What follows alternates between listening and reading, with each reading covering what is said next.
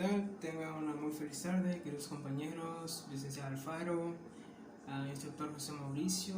Yo les explicaré acerca de mi definición propia de los hemisferios cerebrales. En fin, la corteza cerebral tiene aproximadamente una medida aproximada de 76 metros cuadrados. Esta se organiza en 6 capas a la que llamaremos neocorteza, a la cual también existen otros dos tipos de corteza, los cuales son la corteza olfatoria, o también llamada paleocorteza, y la formación del hipocampo, también llamada arquicorteza. Estas dos últimas solo tienen 3 capas, pero sin embargo la neocorteza forma el 90% de la superficie hemisférica. Las 6 capas que van a constituir la corteza son la capa molecular, que está compuesta por neuronas de Golgi tipo 2, y es en particular una área sináptica. La siguiente es la capa granulosa externa, formada por células granulosas densamente agrupadas. A esta también se le suma la capa piramidal externa, que recibe sobre todo acciones del tálamo. También la capa granulosa, pero esta vez interna, esta contiene células estrelladas densamente agrupadas. La siguiente es la capa piramidal, pero esta vez basándose en lo interno. En esta se pueden encontrar lo que son las células gigantes, las células piramidales, las de Betz, y es la capa donde se va a originar las fibras del tracto córtico-espinal. Dentro de esta capa vamos a poder identificar diferentes tipos de células, las cuales podrían ser horizontales, estrelladas, fusiformales, las de Martinotti y las piramidales. Dicho esto, ahora se procederá a verificar un poco la topografía de los hemisferios cerebrales. El encéfalo está formado por 4 lóbulos principales, los cuales son el lóbulo occipital, el lóbulo temporal, el lóbulo frontal y el lóbulo temporal.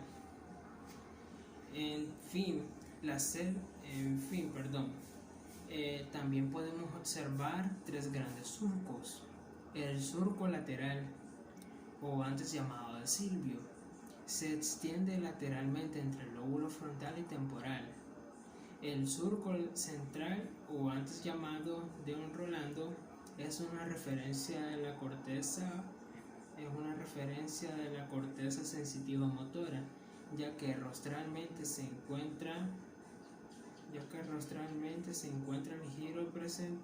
el giro presental, cuya función es motora, y caudalmente se encuentra el giro poscentral, cuya función es sensitiva.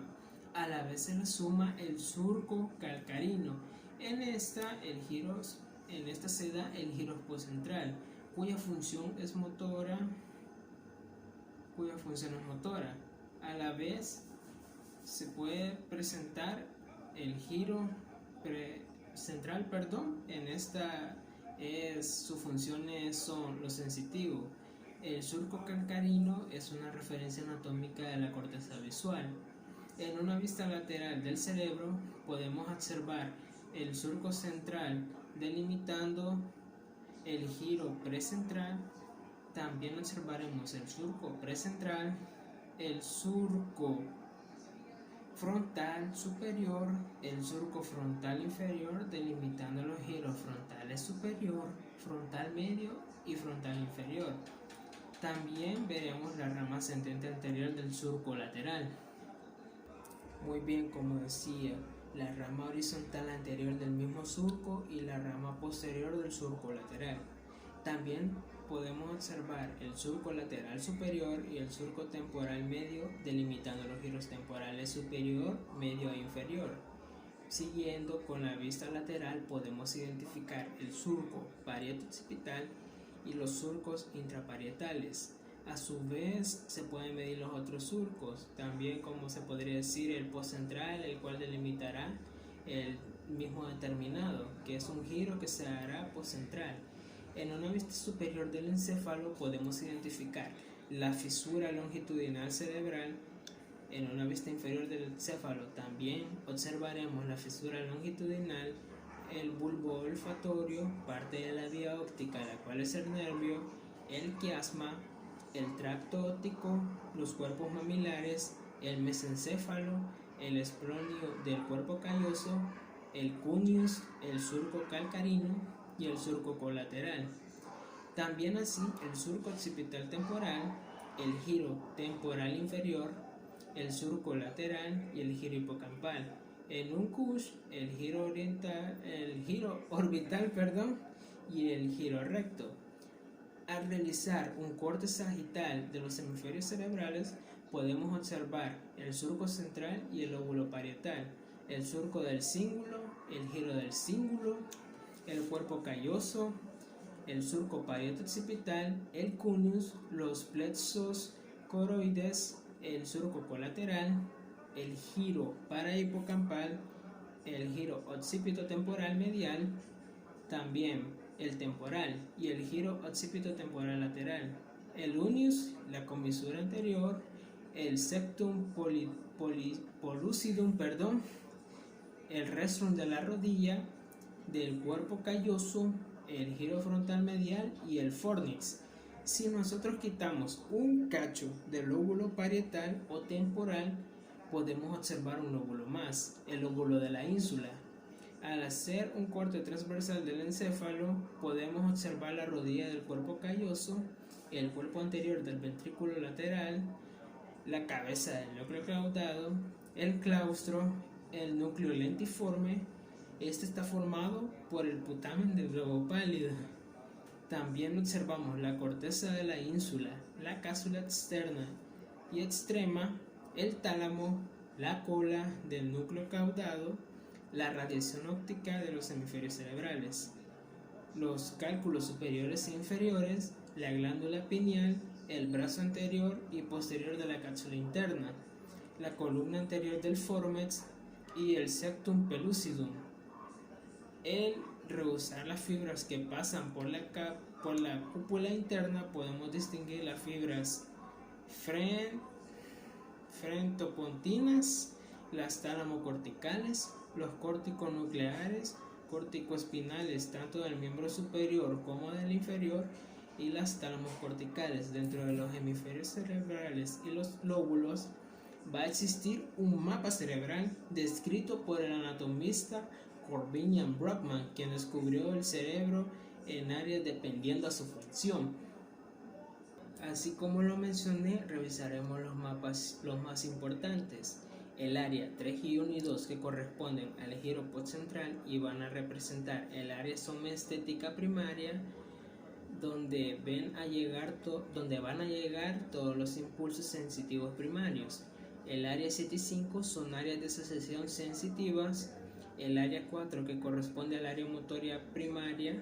El área 6, que corresponde al área premotora. Área 44 y 45, que corresponde al área de Broca, es decir, el área del lenguaje. El área 41 y 42, que son el área auditiva primaria. El área 22, que corresponde al área auditiva secundaria. La 17 corresponde al área visual primaria y la número 18 al área visual secundaria. Y el área 19, que es un área de asociación.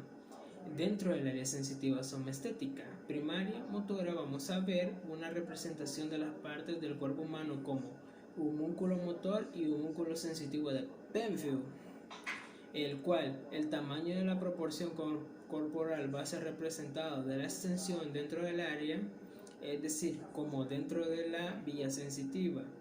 El índice tiene mucha sensibilidad.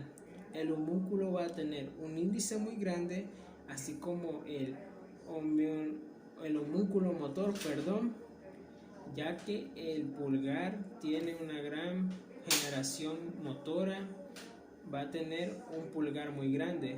También veremos una conexión muy importante de los hemisferios, las cuales son las encargadas de emitir y entender el lenguaje. Estas se podría decir que son las áreas de Broca y las de Wernicke. A grandes rasgos, el área de Wernicke es el área encargada de entender las palabras que escuchamos y el área de Broca es la encargada de emitir el lenguaje.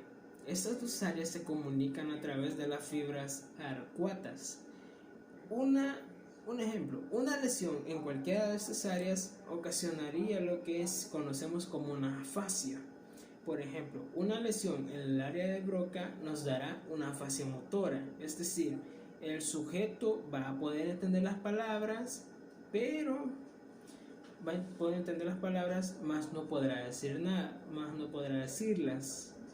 Mientras que una lesión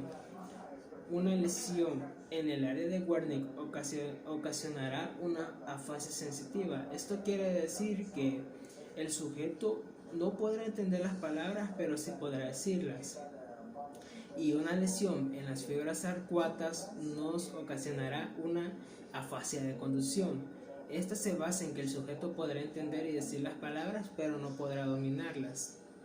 A esto me refiero que si yo le digo al sujeto que repita la palabra nube, no la va a poder hacer. Pero sin embargo, si le mostrara una imagen de una nube, sí podrá decir que es una nube. En cuanto al área visual primaria, tiene una conexión con el área de Wernicke para identificar y nominar las cosas que vemos. Y por último, revisaremos los ventrículos cerebrales. Dentro de ellos va a correr el líquido cerebro o espinal, o mejor dicho, el líquido cefalorraquídeo. Dentro de estos ventrículos cerebrales van a tener cuernos anteriores, un cuerno inferior, un cuerno posterior, un acueducto cerebral, un atrio, un tercer ventrículo, un cuarto ventrículo y un canal central. Bueno, y esto es todo de mi parte. Yo sé que fue algo muy sencillo, pues, pero espero que lo puedan valorar, que pasen felices bendiciones, pues, y muchas gracias.